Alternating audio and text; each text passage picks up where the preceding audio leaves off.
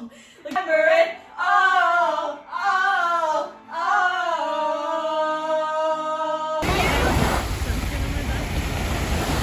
My legs out, boys. Yes, Lana. Here's the situation. I have been abandoned by my host family who has left to camp in some glamorous, not Christmas tree house. They left to camp in some glamorous tree house and left me all alone with no warning. In fact, they probably did tell me, and it is probably my fault for not being home at all this week and therefore not really talking with them, but I didn't know I would be home alone today, and as everyone who knows me knows, I am terrified of being home alone in Paris. So to distract myself, I'm going to finally go through the footage that I have of my vacation that happened over 2 months ago. I have 7 days worth of footage. I think I'm gonna try to get it into 5 vlogs. I'm gonna try to get them out soon, but the problem is, as I go through this footage and I edit it, I realize that while I've taken a lot of footage, I have not told a coherent story. So this is the story of 5 au pairs living in Paris who have the week off in February, and we decided to take that week and we decided to go to Antibes. Where is Antibes? It is in France. It is on the Côte d'Azur, and it is a place where famous people live, and it's a small town, but it's expensive and it's beautiful and it's wonderful and very, very romantic. And the best part, one of the best parts about Antibes is that it's right between Cannes and Nice. This is where our story begins. We were going to Antibes and one of us missed the train. You know who you are, Bex. It wasn't her fault. But as everyone knows, the Paris trains can be horribly unreliable. And basically what happened was her train stopped. Everyone, this needs to shut up. So what happened was Bex's train was stopped. She was forced to get off the train and thus was not able to make it to the train station on time. It was a horrible experience. She had to rebuy her ticket, did not get reimbursed for the first, even though it was the metro system's fault that she did not make it. She left with plenty of time, but that was what it was.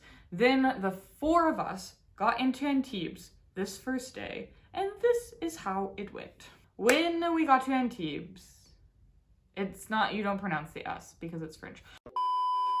When we got to Antibes, we started by, it was just me, Jamie, and Laura, the 2 Canadians, Jamie and Laura. Laura went to the bathroom or something, and Jamie was like, I'm gonna hide in this closet to scare her. But the problem was that our Airbnb was huge. There was 5 of us. We all had our own bed. It was a huge Airbnb. It was beautiful. It was amazing. It had a raclette machine.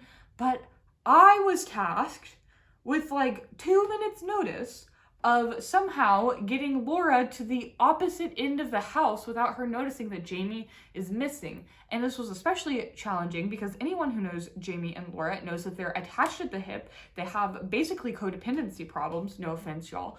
And so immediately, Laura was gonna know that Jamie was missing. But I realized the best way to distract her is by having her act for the vlog. So I said, Laura, give us a tour of the house. And this is what happened. Laura, give us a tour. Okay. Wait, can we start at the front? No, start here. Start at the kitchen. Okay. Where's Jamie? We should do it together. I don't She know. should join us. All right, whatever. Hello, everybody. Welcome to our Airbnb. All right, so this is the kitchen, a beautiful dining table, 3 beautiful mirrors where we can all look at ourselves because we're narcissistic, 5 beautiful candles representing the 5 of us. Gorgeous. I'm sure we'll have many family dinners here. Over here's the hallway. This is the 2nd biggest bedroom. Wait, I found the bed. Oh! Does she not know what's going on? The Airbnb person? Like, I don't know. She might have just thought we wanted to share a bed. Like, she might not have known that we're 5, hey, you know? Jamie? Where is she? Jamie!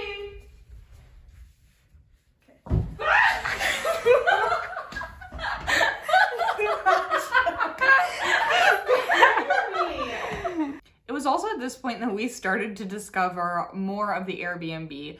it had been a whole situation getting this Airbnb booked because we had location desires, we had size desires, we wanted it to have a kitchen, and most of all, me and Karen, the two high maintenance ones in the group, I suppose. Oh, we wanted us all to have our own bed. We didn't want to share a bed. I don't know, whatever. We're princesses. We wanted our own bed.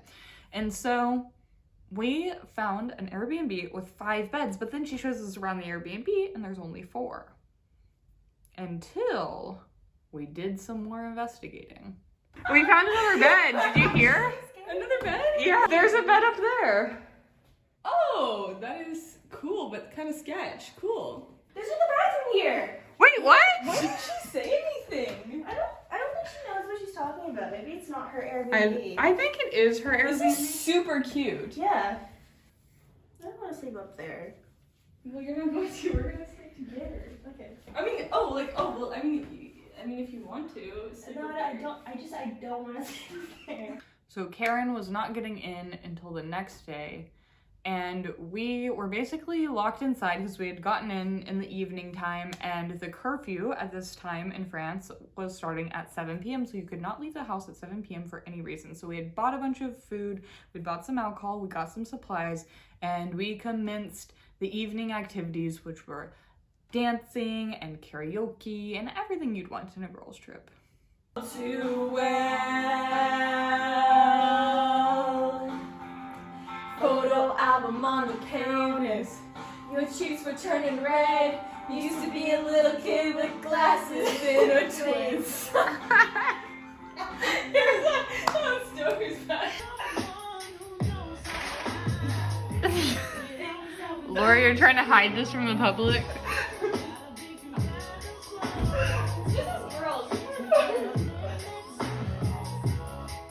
At this point in the night, Laura decided to take a chance on trying Roquefort. Roquefort is one of the most controversial cheeses in France, maybe even in the world. It's a very strong cheese. It's a bold cheese. If you don't like a bold cheese, you're not gonna like Roquefort. Straight up, you're not gonna like it. I had gotten shit for buying Roquefort because no one else liked it but me, but Laura had never tried it, so she gave it a try. Okay. Roquefort This is not disgusting. Yeah, or you can put it on bread if you want. What? How did you eat it?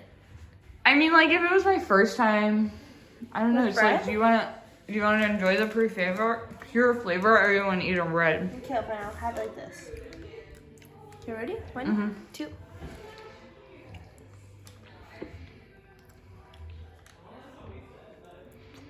It's strong. I just put it on bread. I don't dislike it. I don't dislike any cheese though. Yeah, I love it, honestly. I think it's like, I understand why people hate it. Like, I do understand why people hate it. It's strong. It's strong, but it's so salty and I love it. Which is good on bread.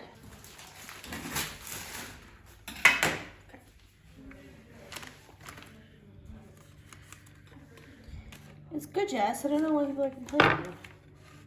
I know, right? It's because they're It's because they're strong. It's because they're not strong. yeah. It's because it's strong and they're not. Exactly, it's too strong for them. I mean, that's the problem with Roquefort. If you don't like a bold cheese, you're not gonna like Roquefort.